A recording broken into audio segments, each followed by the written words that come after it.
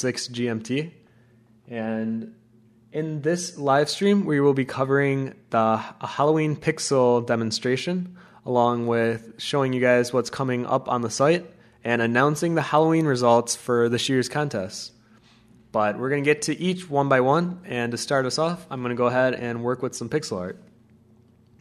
So if you followed our last live stream, I'm just going to pull our image from last week's exercise, and I just did a quick rendition of our Frankenstein that was done. And let me cover up that. There we go.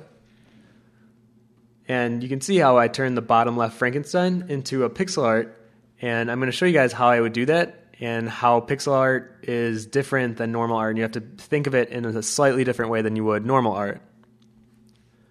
So, like always, I will also have the comment section open on the side here so I can constantly see what you guys are commenting. If you have any questions or anything you need to ask, definitely put them in the comment section. I'll make sure I'll get back to you.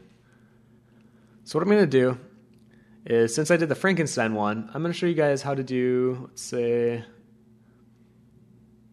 this ghoul one that I have here. So I'm going to go ahead and erase everything else.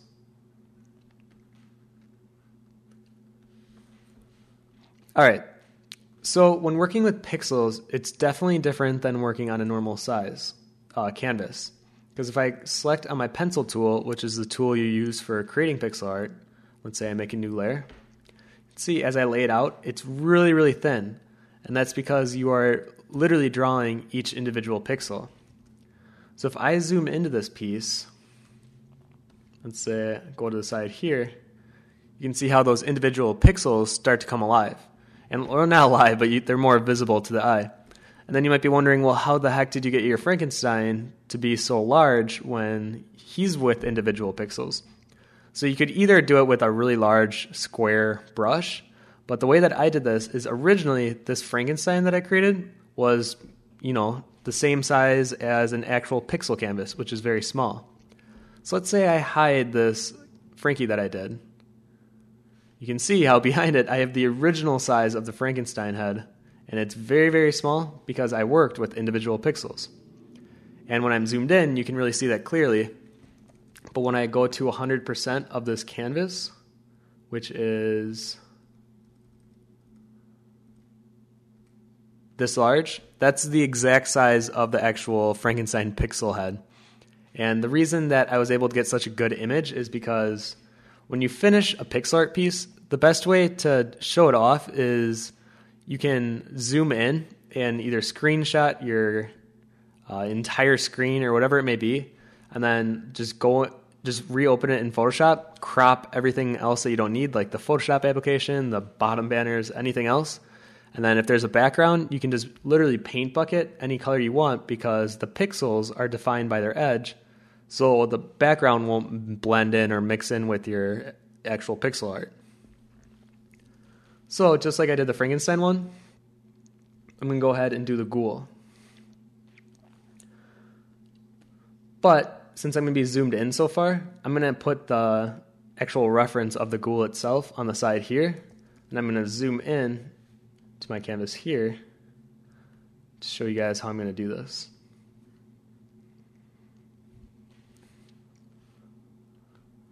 But I want to make sure I can still get the comments, or I'm still able to view them, so I'm going to put it on the side here.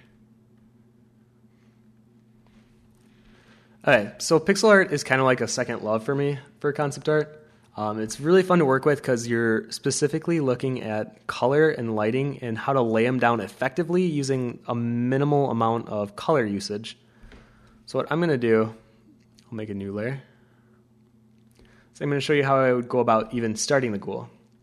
So to start us off, I'm going to color pick something similar to that color that I chose originally. So it's more of like a turquoise blue, and just like I did with the original piece, I'm going to work on a dark line art first. Or I'm going to create a dark line out first, and then kind of fill in my colors as we go. So using my pencil brush and having transfer turned off, which is very important because true traditional pixel art, there isn't any transfer set on your brush, because and I'm going to explain that. So let's say this was my line. That line is the same hue, value, and saturation throughout the entire line. But let's say I turn transfer on. So now, gotta make sure I have my pen pressure set. So now, if I did it, you can see how we get that nice fade, but there's different points where they're not even the same hue or value anymore. And with pixel art, you want to be confined to a limited amount of colors. So when you have transfer on, I already added 4 new colors, and that's not at all the process that I want to go about. Because then if we get into blending, then we're adding like tens and then hundreds of colors, and that's not what we're aiming to do here. With pixel art, we're trying to remain very concise in the amount of pixel colors that we're using. So for this turquoise guy, what I'm going to do is I'm going to draw out the outline of our character, making sure transfer is turned off. And you can do this, a whole slew of different ways. You can do it with a big brush and like fill it out.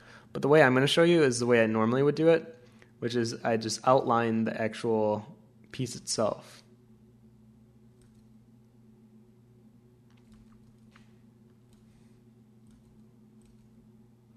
And this is where I definitely use Control-Z a lot. And that's because sometimes your line gets these jaggy edges, and I like to have a nice clean outline before I go in and do any of the detailing part. And if you're curious and like want to do more pixel art related things, there is a full course, 2 full courses on pixel art and then pixel art animations. And it goes through the different like unique pixeling, detailing, like what pillowing means, what dithering is, like all those different examples in examples of what is good line work against bad line work. So bad line work would be like if I like had it looking really chunky, or there were areas where, let's say, there were long stretches of like pointed edges, like the square, where it really does not fit. It doesn't add to the composition at all. It is just kind of an eyesore.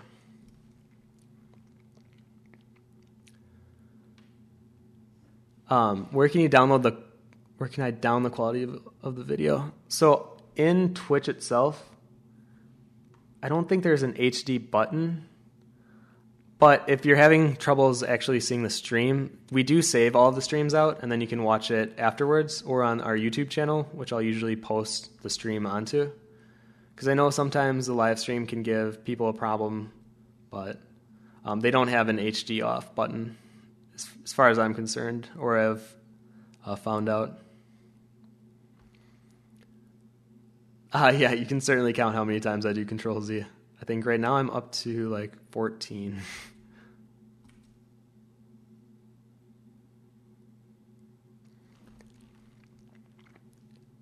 And this is another good practice of where I'm trying not to be, a perfectionist with something like this, and it's really hard not to, because pixel art can get really defined and really exact on like what is good, what looks bad, and figuring out how to fix what you have already laid out. So normally I'll try to like create the general outline of the character first and then go in and clean up. So that's what I'm doing here.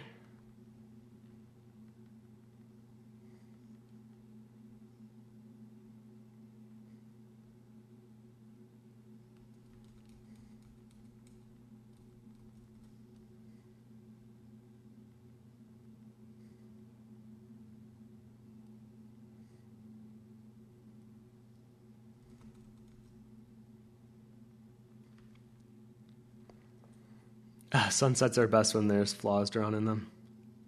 Yeah, I can see that. Sometimes you got to take some risks and be afraid to fail, or not be afraid to fail, in order to get results that are unexpected, and sometimes better than what you originally intended.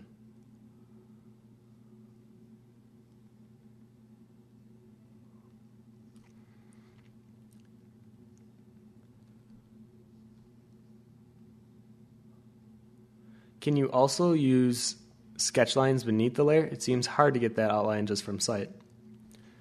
Yeah, you can definitely do that.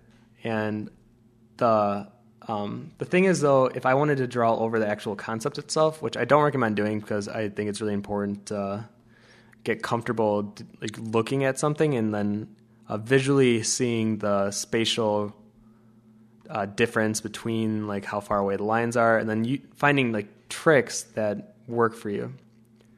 So like in this example, like I am seeing the space in between his head, and I can kind of see like this is not thin enough, so I need to move it over. So usually I try to think of it as in space.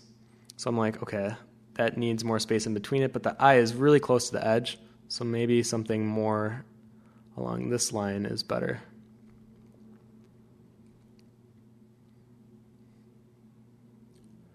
But what I was trying to say before is if I used this as my reference, if you want to see what this looks like when you scale it down, let's say I want it to be like the exact size of the original, or the pixel one that I'm working on now. May look great from far away, but when you zoom in, you can see how it just kind of pixelated the image, and not in a good way either, because you can see how there are so many different colors that are added to this piece that I can't even call it pixel art because it's more just like a blurry JPEG. Because just in the edging alone, I would say there's probably at least 50 different shades of that blue, and that's definitely not true pixel art. So what I'm going to do is, I guess I could put that to the side and use that as my reference, but I would definitely never just scale an image down and call that pixel art.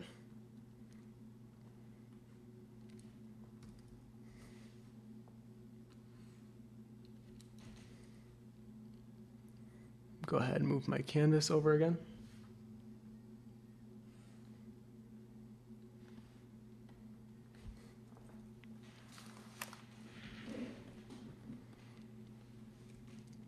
And you know what? I'm just going to make this really big so that you guys can see what I'm doing.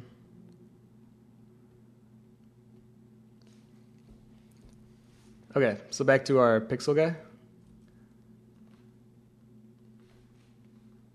So you can see, like, here's a good example of where the space in between, let's put this below this layer, space between the bottom of the eye and where, like, the beginning of this lip area is about this long. So I always think of, like, in terms of length. And then you can see on this one, the in-between space is really, really small. So that needs to be corrected. So I'm going to go ahead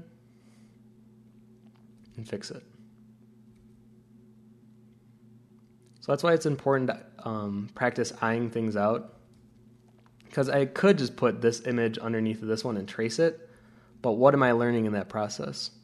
I'm learning how to use shortcuts, but I'm not learning how to look at an image and really decipher it and kind of break it down into spatial regioning.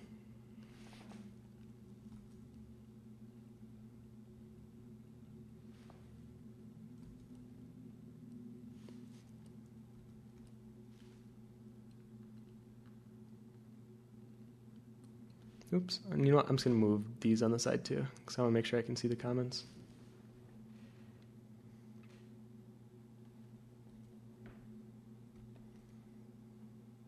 Oh, that's awesome that you enjoy the live streams. They're really fun to do. I really like doing these every Wednesday. And you guys are usually a blast to hang out with, and usually pretty funny too, which is unexpected for like an art live stream, but yeah. Glad you enjoy them as much as I enjoy making them.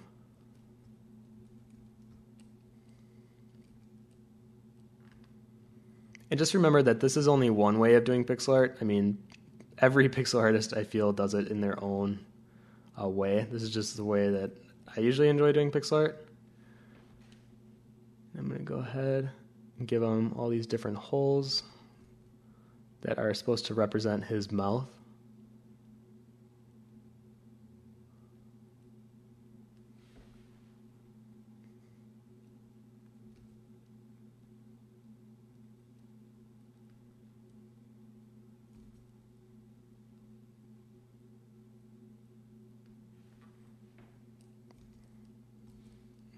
It looks like a scary ghost. And the one thing that's going to change it is this last circle that I'm going to add for his mouth. It's that one little expression that can change the entire piece.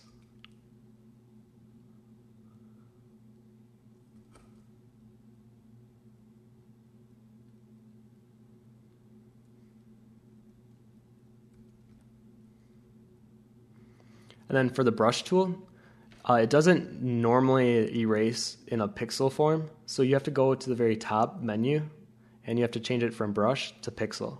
And that's what will give you the nice look that the brush is laying down, but in an eraser form.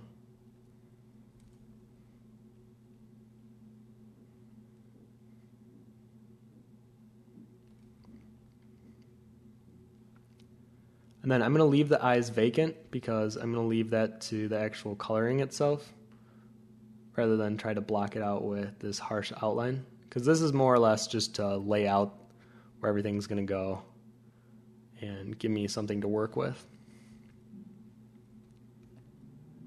So like I can visually see that this needs to be lower.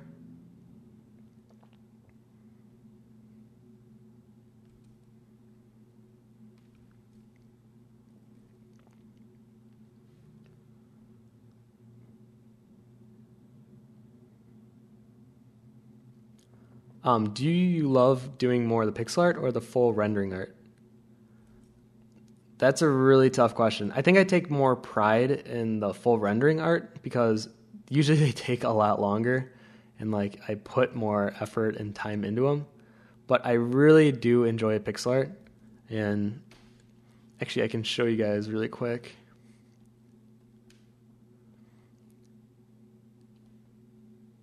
So even right now in my spare time, I'm working on little commission works, and one of them was a pixel one that I got in. So I got really excited, and I just drew it right away.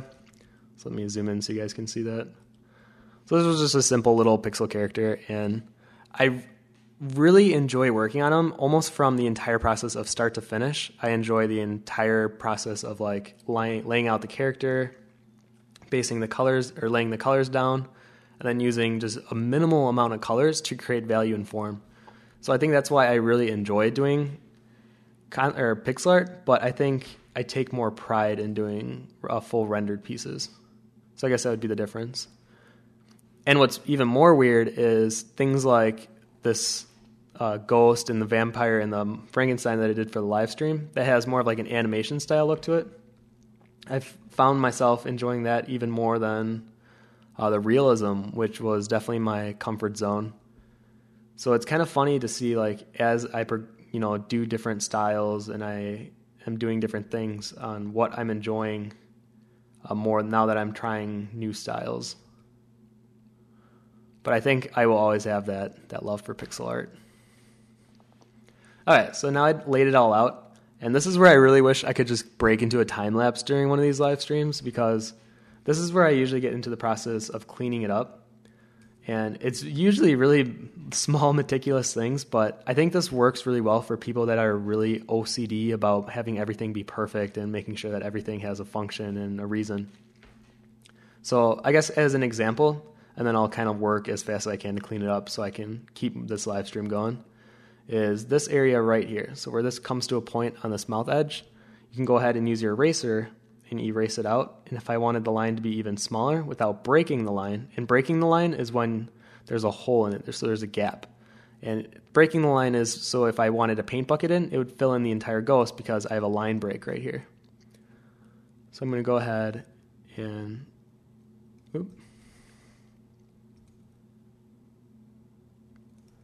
I'm going to clean this up as fast as I can. Then I'll get into laying down the base colors. Because once you have your line art or your line work kind of all set up, it's all super easy and fun from there. And I think this is just the meticulous part, and this is what may turn some people off from pixel art, is because usually the cleanup process is what determines how much time you'll be spending on pixel work.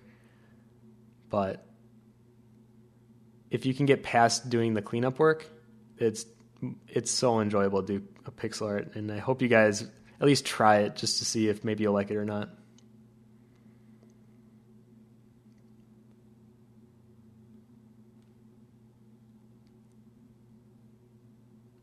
Yeah, if you're interested in it, definitely give it a try. I mean, I always relate this back to the first time I was given a creature concept at CG Cookie, and it was because I've never worked on creatures before. I didn't think I would be very good at it, and I ended up falling in love with the process of creating creatures, and the green creature that I created, I still hold to be one of my favorite pieces I've ever done, just because, and not only just in terms of the way it came out, but just in terms of the way or the process behind it of me not really believing in myself, not thinking I could do a creature piece, and finding out that all it took was someone pushing me and someone else believing in me to have me see that, man, creature art is a lot of fun.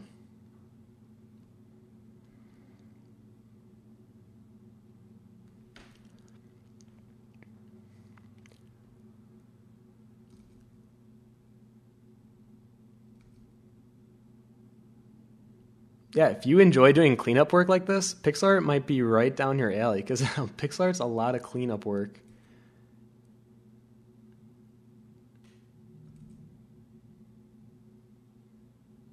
Will there ever be a pixel art contest? That would be awesome. There hasn't been one yet. And you know what? I might do that for one of our upcoming contests. I think that's a great idea.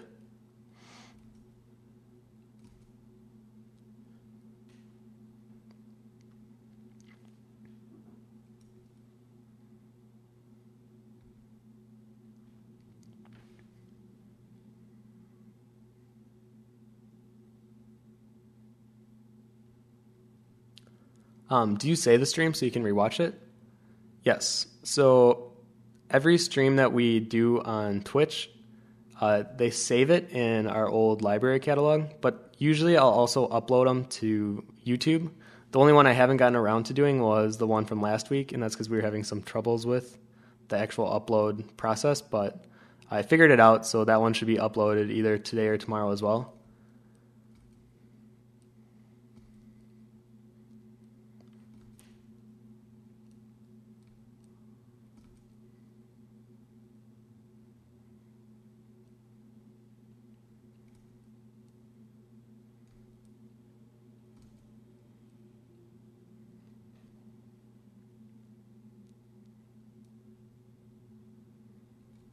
This reminds me of drawing in paint. Yeah, a little bit.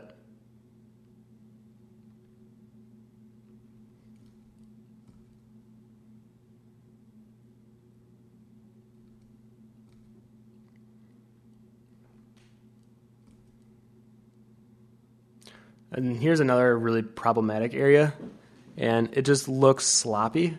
So then I would go in with a mix of the brush and eraser tool and go back and forth between adding and taking away pixels to clean up that edge.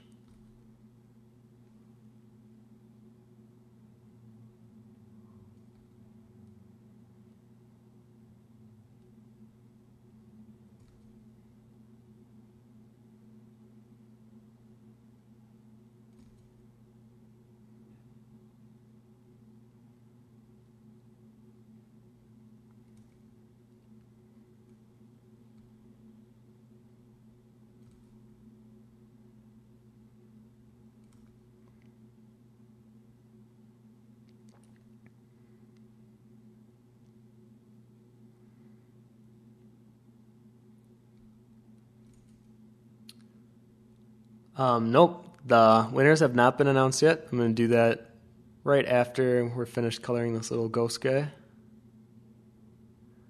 And once again, everyone that submitted to the contest, I mean, thank you so much. It was really great seeing all the different entries and all the different ideas.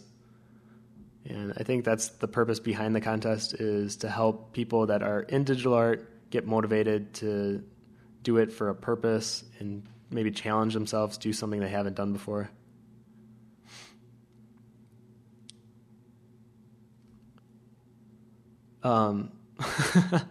To those who want to eat the ghost, you are not allowed to eat the ghost.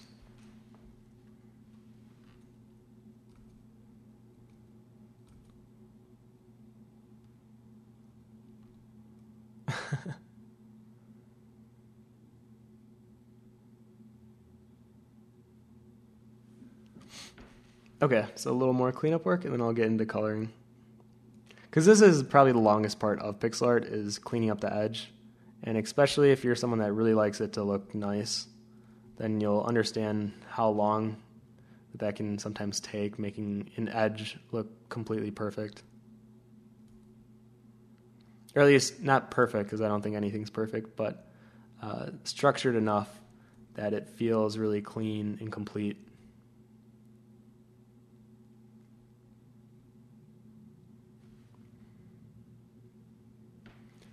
Okay, so I think I'm at the point where I'm going to go ahead and then move forward. Okay, so I have this line art on one entire layer. So what I'm going to do is I'm going to make a layer underneath of it, and literally I could just even paint bucket tool if I want. So let's say we grab, I'm going to choose one of the darker colors because I like to build my lights up to create value, and just plop it in. So you can see how it filled in that eye because we have a break in the eye. So I'm going to go back to my line layer and fill in that break. Back to my paint bucket tool. And I'm also going to turn off anti-alias so that when I fill it in, we get that nice clean edge. But if I turn that on, and let me choose a lighter color, you can see how some of it is leaving the actual edge of the pixel art, and that's definitely not what we're going for. That's the whole reason we created the edge. So if you turn anti-alias off, you can see how none of them will be outside of that initial line art border. So I think that was actually a pretty good color to work from. Yeah, okay, I like that. And then I'm also going to fill in the other colors as well.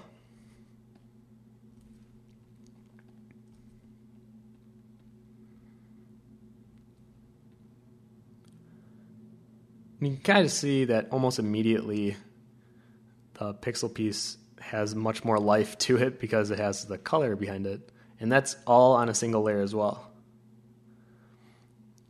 And then from here, I'm going to make another new layer above the base color layer. I'm going to choose a slightly lighter color than this green. So usually I'll color pick the color using Alt, click on the color picker, and I'll make it a little lighter in value. And then depending on if I want it more saturated or less saturated, I'll do that as well. But for this one, I'm going to keep it kind of the same saturation. And then depending on where I believe the light source would be hitting, I would try to define the form. So light is hitting the strongest in this area. And in almost anything that I'm working on, I'll usually build up where the light's hitting the strongest first and then build it out around the rest of the actual concept. And this is where it becomes a little tricky because in normal shading, you can kind of blend colors together and shade things out so you get that nice transitional form of values. But working with pixel art, you're kind of relying on the hue contrast to create that value form, which is very different than relying on, the realism techniques that you can use. So even leaving isolated color, like this eyebrow right here, just leaving it the original color that we laid out, you can see how that adds a form to it. So I'm going to go ahead and do that in other areas as well. And since this guy has almost like a jelly-like substance material to him, I'm not going to dither out the pixeling, so that would be something like this, as much. I'm going to leave it rather smooth. And that's because we also have the challenge of adding this pink, and it's kind of like a stress color. And the reason I added that was, one, I wanted some hue contrast, and I wanted it to just be more interesting. But also because I thought of it as in when you stress things like skin, or if there's like a tear in the skin, it has a reddened look to it. So I wanted to add that to this ghost to really get the effect that he was opening his mouth and it was putting stress on him, even though he's like this weird jelly ghost substance.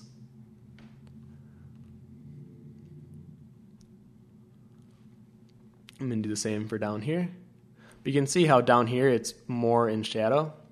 So I'm not going to color the entire thing like I did the top half, but rather to really show that the light's hitting that top half stronger than it's hitting this bottom half.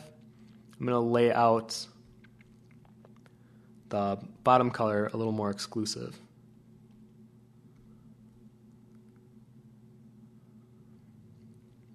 Oh, your ghost reminds me of the Flan monsters from Final Fantasy 13. Yeah, a little bit, yeah. I had a lot of just problems with 13 in terms of gameplay and the story. But man, their designs and their rendering of things are so wonderful that I can't be a hater on Final Fantasy. It looks so gorgeous in almost every game that they create, and their designs are awesome. Tetsuya Nomura is probably my favorite concept artist, and he's worked on a good chunk of the Final Fantasy games. And if there's one thing that it can always be said about Final Fantasy is their concepts are always top-notch quality. And I always look forward to seeing what they create next. Now, if only they could get their story and gameplay to be as wonderful as they used to be. But who knows? I'm looking forward to Final Fantasy 15, and I mean, I could ramble about this all day, and I won't spend your time doing that. But rather, I'm going to focus on doing this concept and explaining what I'm doing. So you can see that like this area where it fades in from one color to the next is really sloppy, and this isn't giving me much of a sense of form, where the original concept is very smooth. So to create that, I want to also create a very smooth transition. So I want it to almost have a straight edge of the transition, and then I can dither it out as I please from there. And dithering is just kind of like where you dot the shading out. And usually it's in like a X or a cross. I'm just going to work by dotting them on individually.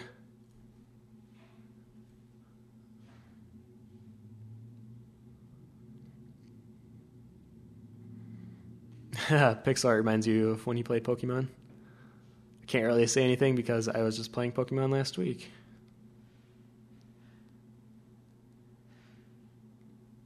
Which, if you haven't played the new one, it's pretty good.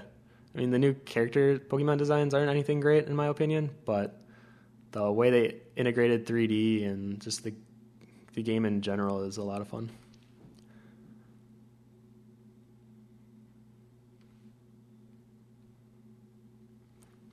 Yeah, so the dithering definitely is giving the impression of traditional art, but doing it in a pixel art way. So I think maybe that's another reason why I really enjoy pixel art, is because you can bring your traditional influences into it. So you can see with that layer on and off, how that really does start to add that value and form to this guy. So then next, I'm going to go ahead and add that pink. So I'm just going to go ahead and color pick right from the actual source.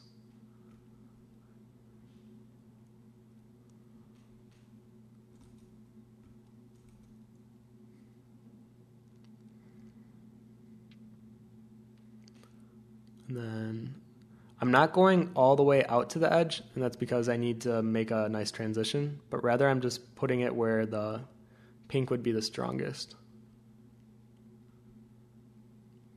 I guess it's more of a magenta than a pink.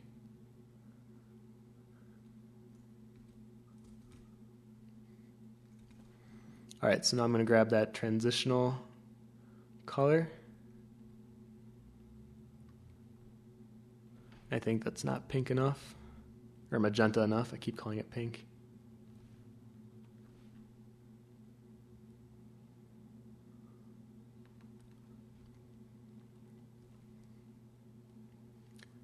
The name, here, I'll type it in here.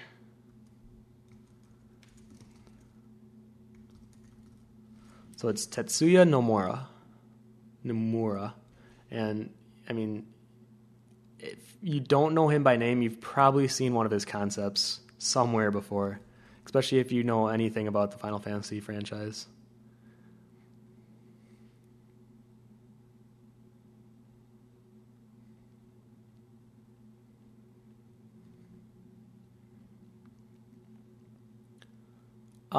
Depending on what it is I'm working on, it'll, like for this pixel art, I'm working on different layers.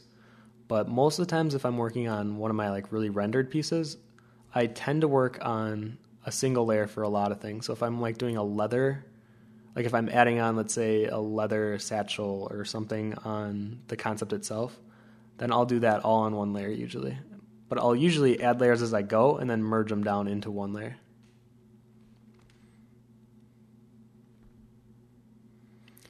So now to get the effect of this pulled material to actually look round and not look like just some random pink line, is I'm going to pull that transition color down the center of each strand, and I'm going to try to leave magenta still showing on either side. And this is to really show that the actual shape itself has some value and some roundness to it.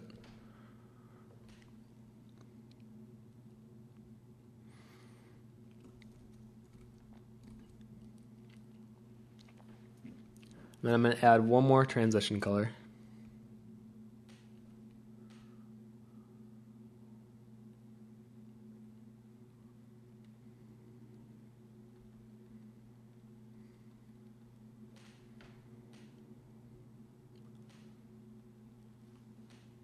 And for those of you who are just joining and maybe wanting to know about the contest results, we will be getting to that very soon. I'm just going to finish up this pixel art guy, and then we'll get on to the results.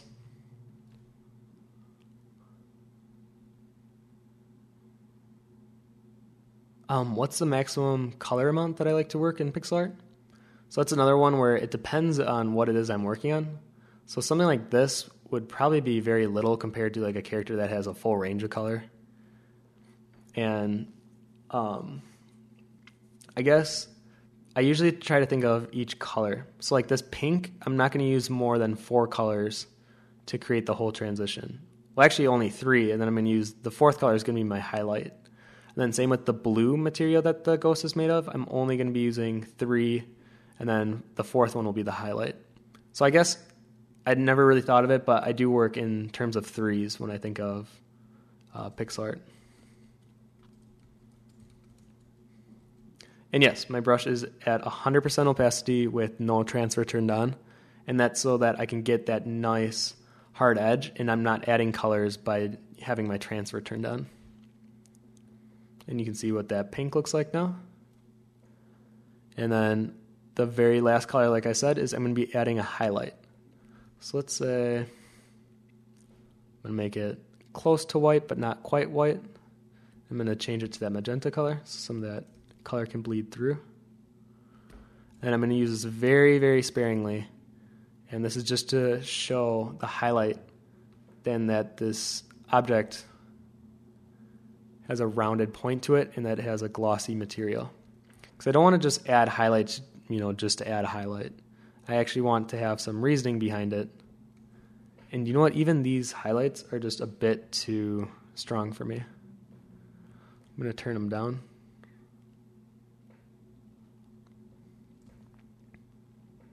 Yeah, much better. And since the light source is coming from this general direction, this bottom edge would be catching that light, just the edge on the top, and then around the curves here.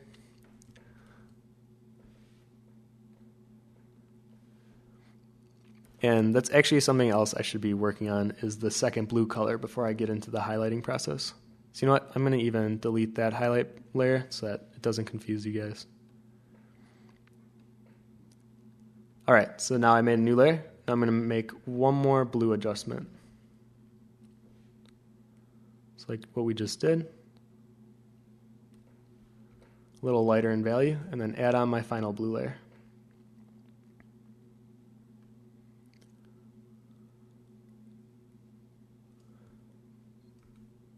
And this is looking just a bit too green for me, and I don't think the transition works that well.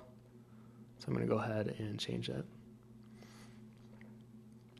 So that's another really great thing about pixel art, is if the transition between the colors is too strong, it won't look like a transition. And you want to be really careful with the way it is looking and choosing colors that are just slightly different to get that nice value effect from it.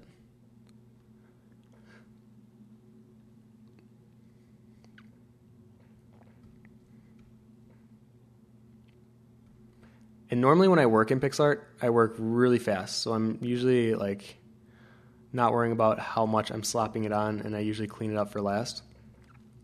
But I wanted to give you guys a good example of how I take my process and kind of slow it down step by step to show you guys how I would go about doing it.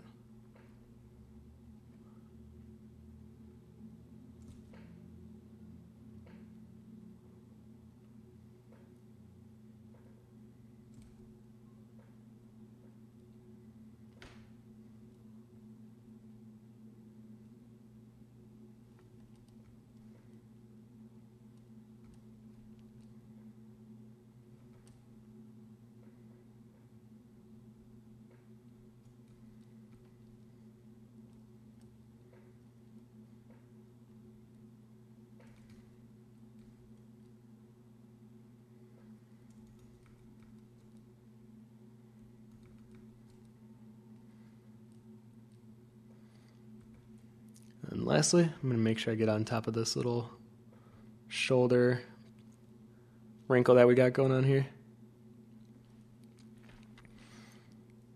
All right, and you may have noticed that there's something kind of big that I've been avoiding up until this point, and that's his eyeball. So when I go ahead and draw that in. So immediately I'm going to resize it because it's too small, and I want to make sure that it is a good depiction of the original artwork.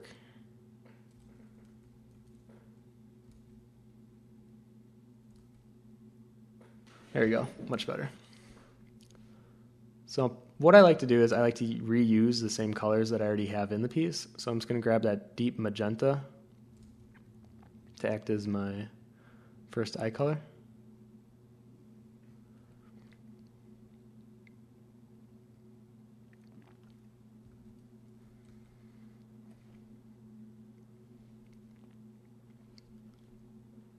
And he also has a little dot on the inside of his eye.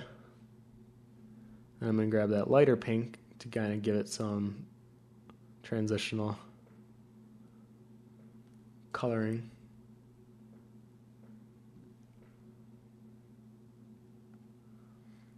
There we go. Now for the eye itself, this is where I'm going to add some more colors. That's because his eye is definitely a different blue than the rest of him.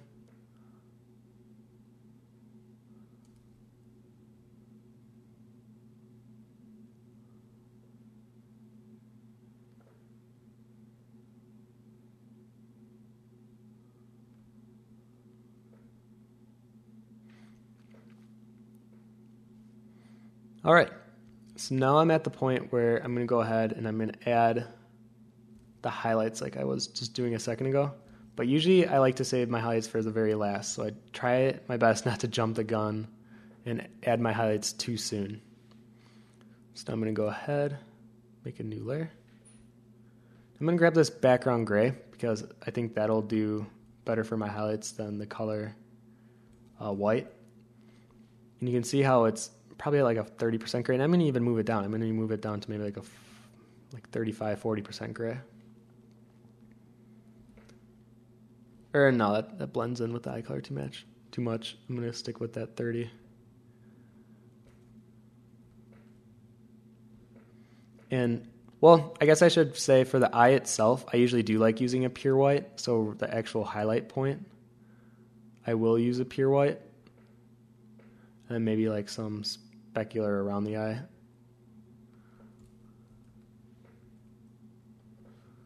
But for the most part, I'll make it just a little darker when working with the other areas.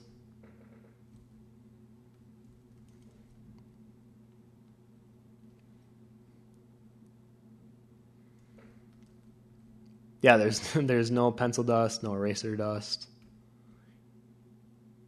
Yeah, digital art. It's pretty nice.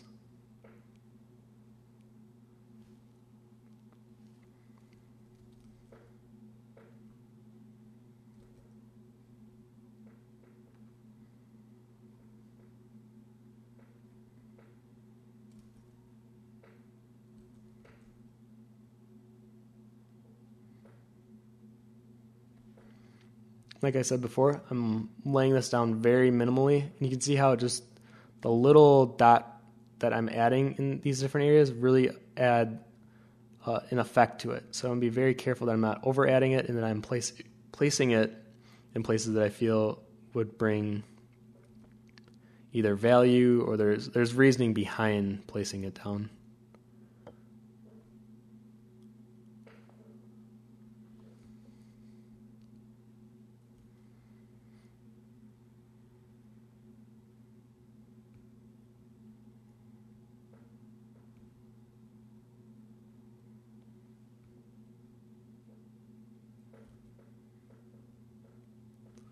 All right, so there we go.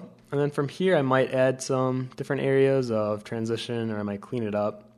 But for the most part, I'm going to call this one done. Maybe I'll add just a slight lighter area inside of his mouth.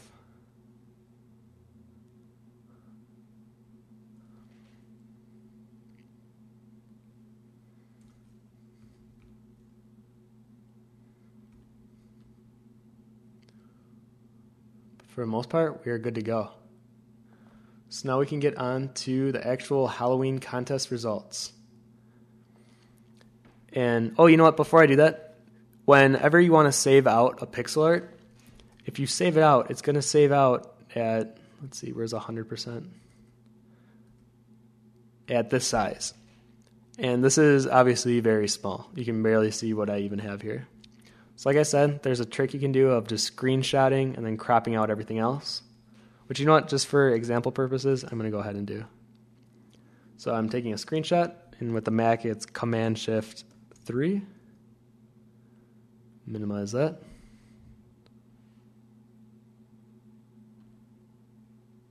And find on your desktop where it is. Open in Photoshop. You can see how we get the entire screen, which is not what we want. We just want that ghost guy in the center. And I'll take that, and I'll use my eraser tool and erase everything else out. So now the difference between the two is they look exactly the same, except the one on the right, let me copy this over, is slightly bigger than our original.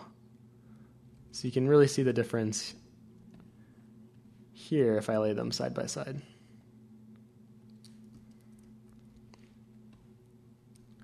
So that's a really easy and efficient way of showing off your pixel art without having to show it at such a small scale that you don't even know what's going on. So that's one way of creating pixel art.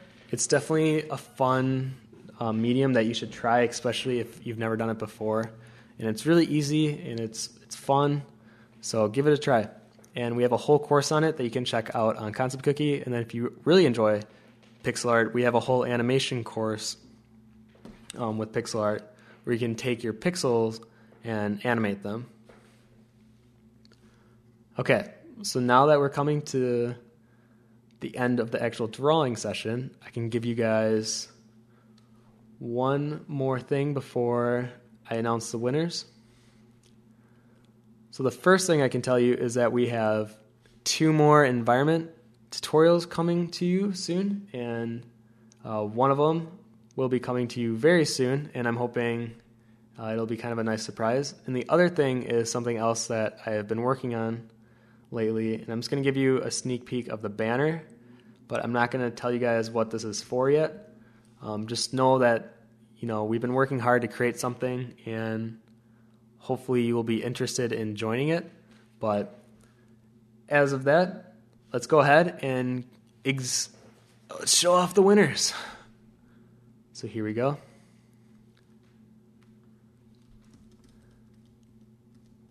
Okay. So this is the first time that we've ever had a live stream announcement like this, where I'm announcing the winners of the contest. I think it would be really fun if I even had like the music or like the final countdown playing, but then YouTube will take the video off for copyright issues. So unfortunately, I don't have any final countdown music that I'm going to be playing, but I will announce one by one who won, and show you guys the winners. And I want everyone to know that this was a really close one. I have myself, Wes, Jonathan, and Kent, the 4 CG Cookie members, are the ones that give a vote on the contest. And there were, 8 different pieces that we voted for. So everyone gets 4 picks, and then I divide the points between the 4 of us on their top ranking to their 4th ranking. And without further ado, here we go. Here are the winners of the 2013 Halloween concept on Concept Cookie. So the community pumpkin, which is this one right here, is given to the user that got the most hearts on their concept piece in the gallery. So this one won by 1 heart, and it was the witch. And you know what? I'm going to have the names open on my second monitor so that I can pronounce these right. Because I wrote them down, but I wrote them down really fast. So one more second. Yeah, here I am building you guys all up, and then I'm asking you to wait one more second.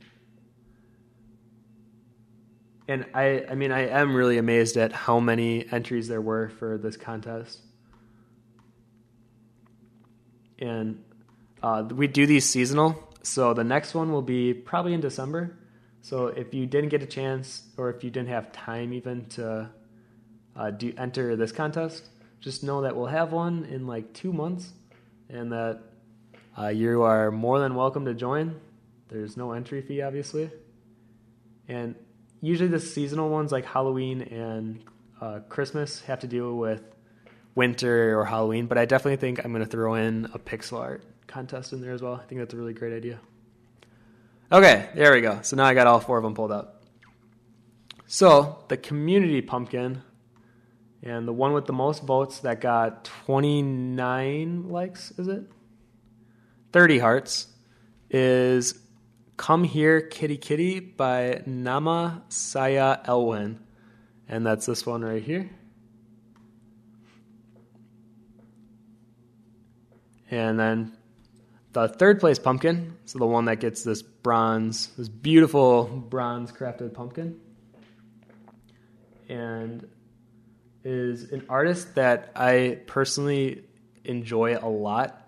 They are someone that have contributed to a lot of the exercises, and they're an art style that I personally love because they don't go for high contrast. They just rely on their pure lighting and color skills.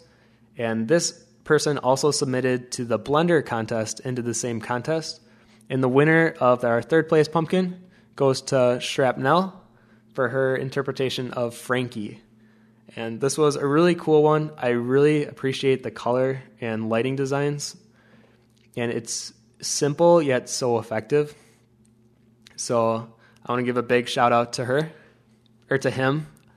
I don't know why I think this was a girl, because man, I just love your work. And if you are on this live stream, thank you very much for submitting all to the exercises and for just continually being a supporter of Concept Cookie. And next on, we're going to go to our 2nd place pumpkin. And this one had a split difference between 1st and 2nd place between 1 vote. So all 4 of us, well, not all 4 of us, 3 out of the 4 people thought this was either the 1st, 2nd, or 3rd. And it was a split decision, but our 2nd place goes to Rockabilly. And this is from Garland Copperport. I apologize in advance if I am mispronouncing any names. I'm not the best with that, but this piece instantly drew my attention as soon as I saw it submitted the day it was. And obviously it has a great composition. It has a nice dynamic to it. It has some cool rendering, and it was definitely one of those pieces that is an obvious standout.